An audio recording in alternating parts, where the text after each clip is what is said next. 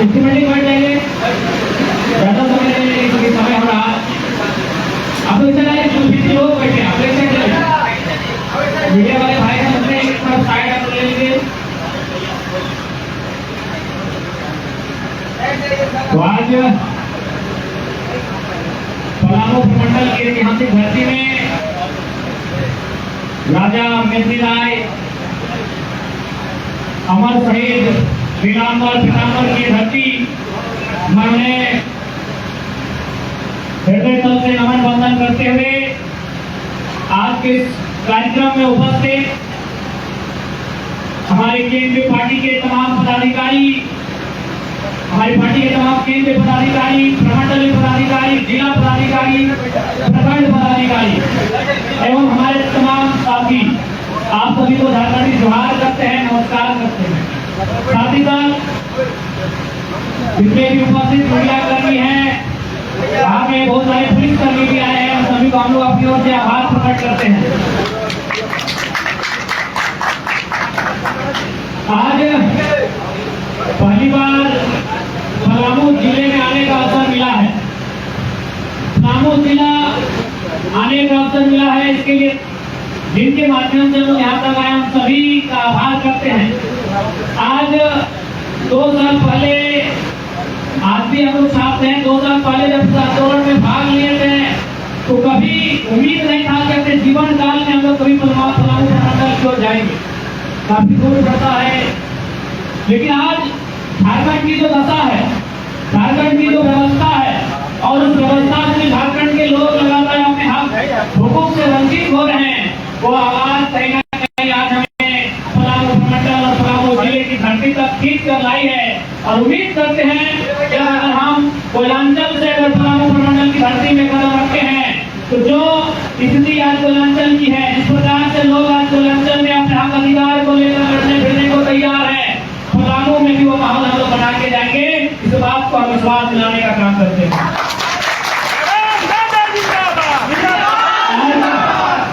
जब हम लोग पलामू प्रमंडल को थोड़ा सा आधा से भी ज्यादा अल्प करने का प्रयास किया, ये प्रमंडल कुल मिलाकर किसानों के हित का ये प्रमंडल है। लेकिन आज यहाँ की नदियों में पानी नहीं, यहाँ बाढ़ की समस्या, यहाँ सुखाड़ की समस्या, तो कहीं ना कहीं आज हमें लगता है मैं तमाम मीडिया कर्मियों के माध्यम से कि वर्तमान में राज्य की सरकार बड़ी घोषणाएं कर रही है और ये पलामू प्रमंडल में जो जल की स्थिति है उस पर नियंत्रण रखना चाहिए। जो जल की स्थिति है उस पर अगर वो बेहतर काम करते हैं तो पलामू प्रमंडल को बेहतर सवेरा, एक नया सवेरा मिलेगा, ये पूर्ण विश्वास है हमें। और साथ ही साथ हम स्पष्ट कहना चाहेंगे कि आज राजनीति में हम लोग का आने का उद्देश्य भी यही था। आज इस भारतवर्ष में 28 राज्य हैं, 8 केंद्र शासित राज्य हैं। 28 राज्यों की अगर बात करें तो उनकी कोई न कोई पहचान है। आज अगर अनुमान बात करें तो भारत की आबादी 1 अरब 40 करोड़ के आसपास है। हम सभी भारतीय हैं, 1 अरब 40 करोड़ लोग भारतीय हैं, लेकिन 1 अरब 40 करोड़ लोग झारखंडी नहीं है। इस बात को पहले मानिए, इस बात को पहले समझिए। हम इंडिया में आज जो लगभग 1.5 अरब के आसपास हमारी आबादी होने वाली है कुछ वर्षों में, हम सभी भारतीय हैं, सभी इंडियन हैं, लेकिन सभी झारखंडी नहीं है। इस बात को जानना होगा, इस बात को समझना होगा। इसलिए हमारी लड़ाई ये है कि झारखंडी आखिर कौन है, झारखंड के मूल निवासी कौन है, झारखंड के स्थानीय निवासी कौन है। आज इस पहचान की लड़ाई को, उस आवाज को हम लोगों ने बुलंद करने का काम किया है और ये आवाज तब तक बुलंद रहेगी, ये आवाज तब तक गूंजेगी जब तक झारखंड प्रदेश में झारखंड वासियों का पहचान का प्रमाण पत्र नहीं मिल जाए, तब तक ये आवाज गूंजेगी।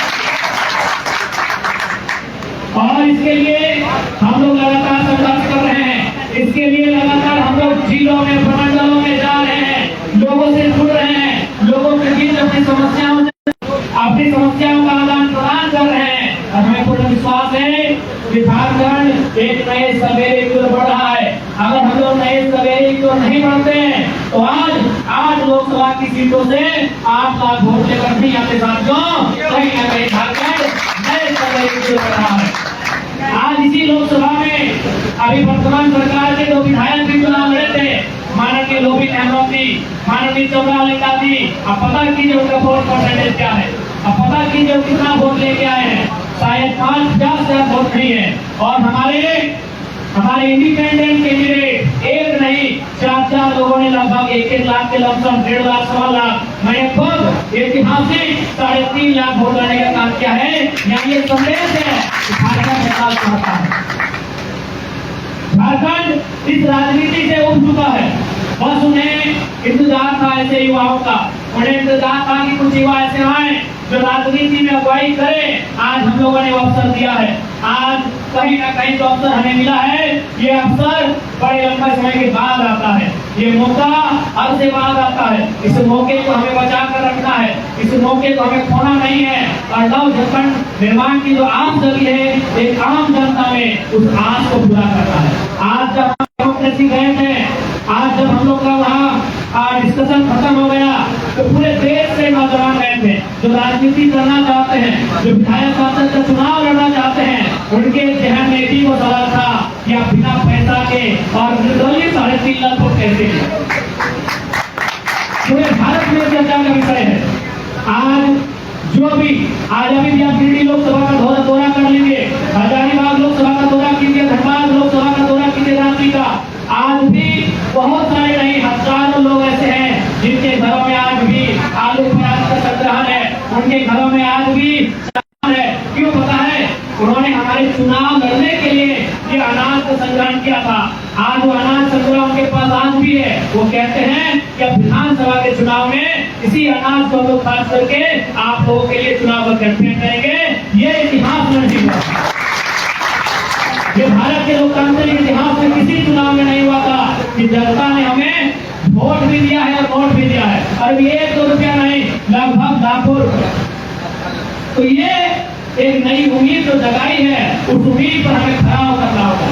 आज इस राज्य में कई नेता आए और भविष्य में कई नेता आएंगे, लेकिन हमें लगता है कि आज राज्यवासियों के साथ कोई छल ना हो, उनके साथ कोई बेईमानी ना हो। हमें ऐसे राजनेता को अपने आप के बीच स्थापित करना है। और हम तो स्पष्ट कहना चाहेंगे कि हमारा मकसद विधायक सांसद बनने का नहीं है। अगर सांसद बनना मकसद होगा तो बीजेपी कांग्रेस दोनों हमको टिकट दे रही थी। आराम से बीएससी का स्टूडेंट है, आराम से 2 दिन का समय लेते हैं, धनबाद गिरिडीह का सर्वे करते हैं कि कहां से कौन चुनाव जीत सकता है, टिकट लेके सांसद चल जाते और आज का सफर समारोह भी हो जाता। लेकिन हम आए हैं सत्ता में नहीं, व्यवस्था में बदलाव करने आए हैं। इस व्यवस्था में तो लोग बैठे हैं, एक सोच में बदलाव करने आए हैं। मकसद सांसद विधायक बनना नहीं है। हाँ, इतना तो तय है कि अब विधायक और सांसद हम लोग बनाएंगे। आज के दौर में विधायक सांसद बनना आसान है। अरे हमने तो नेता बनाया। हजारीबाग से संजय मेहता 1.5 लाख वोट लेके आए, रांची से देवेंद्र नाथ महतो 1.25 लाख 1,32,000 वोट लेके आए, धनबाद से 1 लाख अंसारी 1 लाख के लमसम वोट लेके आए। वो सांसद बने चाहे विधायक बने मायने नहीं है, उनको नेता बनने का अवसर मिला। और हम लोगों के देश में हम लोग नेता बनना है। विधायक बनना तो आसान है भाई, संजय सेठ सांसद बन गए, मंत्री बन गए, लेकिन जाके देखिए 4 लोग साथ में नहीं रहते। क्यों रहेंगे भाई? अरबों की संपत्ति है आपकी। भारत देश, झारखंड राज्य गरीबी के दलदल में है, बेरोजगारी के दलदल में है, और एक सेठ जी अगर मंत्री बन के जाएंगे और उसी दबाव में, तो कौन आपके साथ जाएंगे? क्योंकि आपके पास अभी भारत देश का माहौल ऐसा है। मैंने इंटरव्यू में भी बताया था, 3 लाख बीजेपी माइंड का वोट है और 3 लाख उसका उल्टा वोट। तो आप तो विधायक सांसद आसानी से बन जाएंगे, बस पार्टी का टिकट चाहिए। यहाँ चैलेंज है नेता बनना, हम लोगों ने नेता बनाया है, आप भविष्य में विधायक और सांसद भी बनाएंगे। नेता बनना चैलेंज होता है, विधायक बनना आसान है, सांसद बनना आसान है। आज सपा के सांसद माननीय कालीचरण जी कौन जानते थे? क्योंकि एक बड़ी पार्टी के टिकट से आए, आज सांसद के रूप में आए आपके बीच। ऐसे कई नाम हैं जिनको लोग जानते हैं, नहीं जानते हैं। तो विधायक सांसद बनना मुझे लगता है आज की डेट में आसान है, नेता बनना बड़ा कठिन काम है। क्योंकि नेता उसका संबंध जनता से होता है, पार्टी की जिम्मेदारी और तरफदारी सब नहीं होता। आप पार्टी की तरफदारी कीजिए, पार्टी की जिम्मेदारी कीजिए, 5 साल 10 साल बाद आपको टिकट मिल जाएगा, आप विधायक सांसद बन जाएंगे। लेकिन नेता वो होता है जो जनता के दिलों में राज करता है, उसे नेता कहते हैं। और नेता बनना आसान नहीं होता है। हम लोगों ने नेता बनाया है, आज लाख लाख वोट आया है, इंडिपेंडेंट आया है। तो कहीं ना कहीं हम लोगों ने नेता बनाया है। और उसका तो छोड़िए, छत्तीसगढ़ के विधायक है जो केवल मेरा यूट्यूब का वीडियो सुन के नेता बन गए, विधायक बन गए। हम तो आपके साथ सशरीर खड़े हैं, जरूर विधायक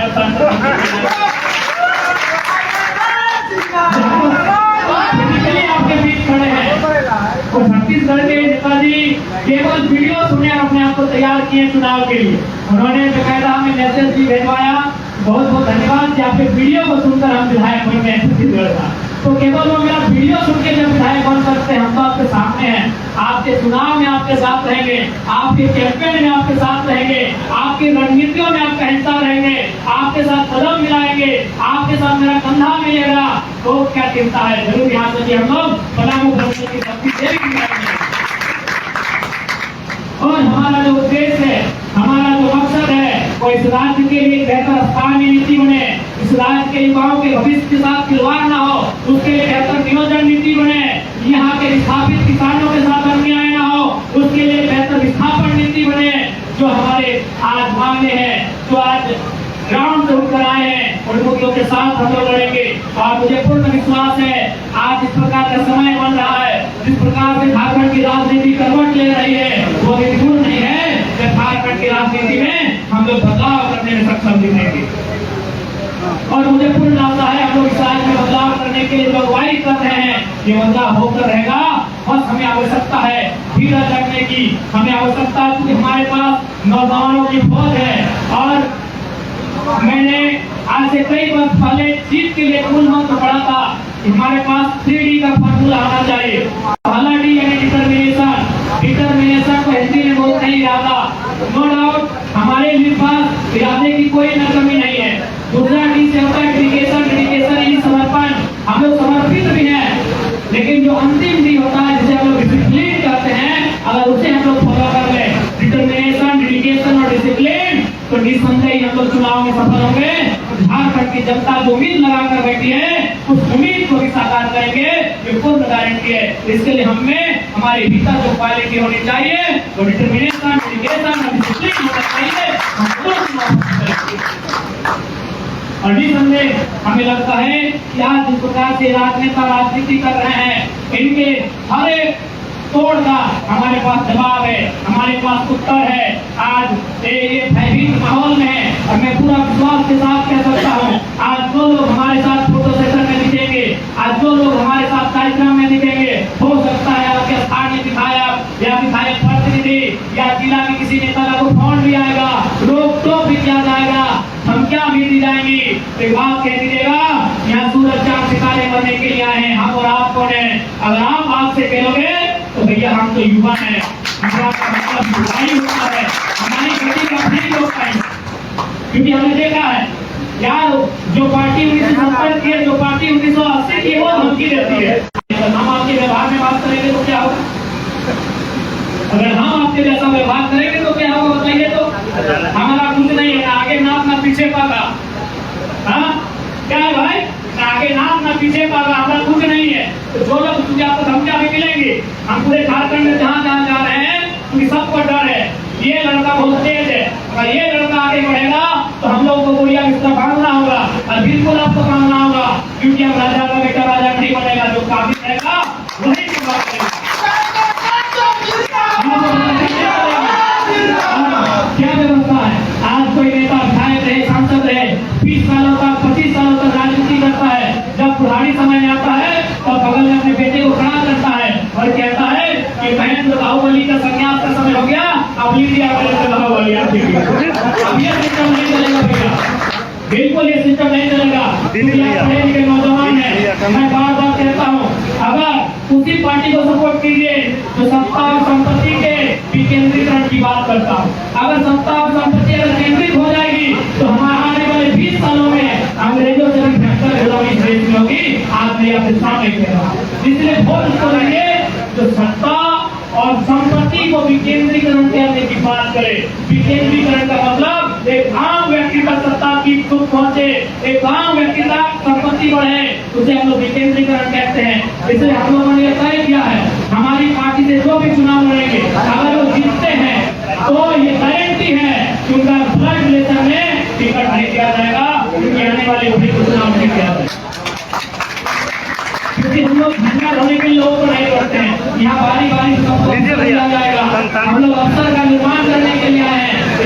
बात की गारंटी रख लीजिए कि हम लोग उस परिपाटी को नहीं दोहराएंगे। आज देख लीजिए भारत की क्या स्थिति है, कोई परिवार 40 साल से, कोई 50 साल की राजनीति में, तो हम क्यों आए थे लोकतंत्र में, क्यों स्थापना हुआ था भारत देश में लोकतंत्र का? अगर एक ही परिवार के लोग राजनीति में सबके रहेंगे, अगर राजा का बेटा राजा बनेगा, विधायक का बेटा विधायक बनेगा, सांसद का बेटा सांसद बनेगा, तो भारत देश को लोकतंत्र का निर्माण करना ही नहीं चाहिए था। इसलिए हम लोग ये सुधार करेंगे। हमारी पार्टी में अगर कोई विधायक होकर जाते हैं, मैं गारंटी लेता हूँ जब तक हम केंद्र अध्यक्ष के रूप में रहेंगे, वो विधायक 20 साल में 15 साल है, लेकिन जब वो संन्यास लेंगे, कोई नया विधायक नए गांव से नए परिवार से तैयार होगा, उनके परिवार से तैयार नहीं होगा। इस बात की पूरी गारंटी है। अभी नौजवानों को तय करना है कि राजनीतिक दिशा को लेके कहाँ जाना है, क्योंकि हम लोग बदलाव करने के लिए आए हैं, हम लोग क्रांतिकारी राजनीति करने के लिए आए हैं। आज ये जो नेता है, इनकी जो सोच है उसका हम वार करने के लिए आए हैं। आज युवाओं के सपनों को साकार करने के लिए आए हैं। हम लोग संपर्क करने उनको आए हैं, निर्बल दुर्बलों को हम लोग सफल करने आए हैं। इसलिए आज हमें लगता है आज झारखंड की राजनीति में कहीं ना कहीं एक नई लड़ाई लेने का कार्य हो रहा है। आज झारखंड की राजनीति में एक नया बदलाव होने का कार्य हो रहा है। हमें लगता है इस बदलाव का साक्षी हम सभी को बनना चाहिए। ये पुराणों की अगर बात करें तो यहाँ एक गौरवशाली इतिहास रहा है। अगर हजारों साल की बात करें तो राजा मेहदी का इतिहास रहा है। अगर अंग्रेजों के कालखंड की बात करें तो नीलांबर पीताम्बर का इतिहास रहा है। हालांकि थोड़ा सा ये इतिहास थोड़ा फीका उस समय पड़ा जब अलग झारखंड राज्य की अलग जगी। तो चलिए कोई बात नहीं, एक नया अवसर आया है, अलग झारखंड राज्य ना सही, झारखंड और निर्माण की बात आई है। अब पुराणों नहीं घटेगा, मुझे पूर्ण विश्वास है। जिस पुराणों ने अंग्रेजों के कालखंड में अंग्रेजों के बात करते थे, वो पुराणों भले अलग झारखंड राज्य में पड़ा, धनबाद बोकारो जो मिलांचल के क्षेत्र है, गिरिडीह का जो सीमा है, हजारीबाग का जो सीमा है, महान का जो सीमा है, उससे भले पीछे रहा, लेकिन जब नव निर्माण झारखंड की बात होगी, मुझे लगता है पलामू मंडल भी कांग्रेस का नाम लेकर चलेगा, काम करेगा। इसी विश्वास के साथ, इसी उम्मीद के साथ, इसी भरोसे के साथ मैं आज पलामू मंडल की धरती आया हूँ। मुझे पूर्ण आशा है कि आप हमें निराश नहीं करेंगे। आपका प्यार, आपका आशीर्वाद और चुनाव में हमारे प्रत्याशी के पक्ष में आपका मताधिकार का उपयोग होगा। हम इसी आशा के साथ और बिल्कुल हम लोग पूर्ण विश्वास के साथ कहते हैं, आज जो भी लोग सिस्टम में बैठे हैं वे भयभीत है, जो लोग लूटते हैं राज्य को वे भयभीत है, जो गलत कर रहे हैं हमारे राज्य के साथ वे भयभीत है कि कुछ भी हो जाए। ये नौजवान टाइगर ग्राम महतो के नेतृत्व में नौजवान विधायक सांसद नहीं बनना चाहिए। मैं आपको 2 घटना के बाद बोकारो रामगढ़ की सुना रहा हूँ। बोकारो में चंद्रपुरा CTPS नाम एक जगह है, वहाँ उद्योग है, वहाँ ग्रामीणों की जमीन एक कंपनी ने लिया है। आप भी जानते हैं ग्रामीणों की जमीन ली जाती है, जब वो मुआवजा मांगते हैं, जब वो नौकरी मांगते हैं, तो कंपनी इस मीडिया कंपनी के तर्ज पर उन पर मुकदमा करती है, उन पर FIR करती है। तो ठीक वही हुआ चंद्रपुरा में 1 तारीख को वही हुआ। गाँव वाले अधिकार मांगने गए, उनके साथ फर्जी मुकदमे हुए, लेकिन एक कंपनी के अधिकारी ने कहा कि केस को रोक के रखिएगा, 4 तारीख का इंतजार कीजिएगा। 1 तारीख को केस हो रहा है, कंपनी के अधिकारी कह रहे हैं कि केस को रोक के रखिएगा, 4 तारीख का इंतजार कीजिएगा। अगर जयराम कुमार महतो सांसद जीत के आते हैं तो केस वापस कर लीजिएगा, नहीं तो बहुत बड़ा होगा। एक कंपनी को इतना डर था कि अगर जयराम महतो सांसद जीत के आता है केस वापस कर लीजिएगा, केस रोक कर लीजिएगा, केस आगे मत बढ़ाइएगा। हम चुनाव जैसे ही हारे तो केस 5 तारीख को तेलू घाट होकर कोर्ट होता है, वहाँ ट्रांसफर कर दिया जाता है। इतना खौफ था। इनको भी मालूम है ये जो नेता हम सत्ता बदल सकते हैं, चाहे कोई रहे, बीजेपी वाले रहे, JMM, कांग्रेस, RJD, AJP वाले रहे, वो सत्ता के पास जो सोच है